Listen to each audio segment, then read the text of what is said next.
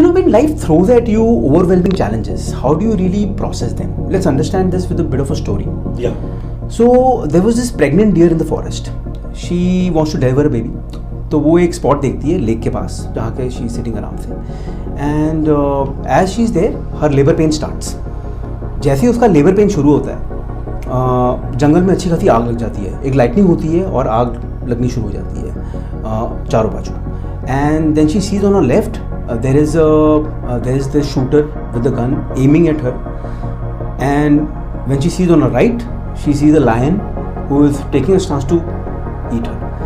तो अब यहाँ she is in a labor pain, she wants to deliver a baby और चारों बाजू there are situations which are absolutely not in her control. So at this point in time what she does is कि वो अपना compose करके अपने emotions को control करती है and she focuses only on one thing that she can do is deliver the baby. अब कहीं जा नहीं सकते, आग लगी है, शूटर है, ये है, there is a lion waiting to eat her, तो nothing that she can do about it. So she focuses on what she can do and she starts delivering the baby.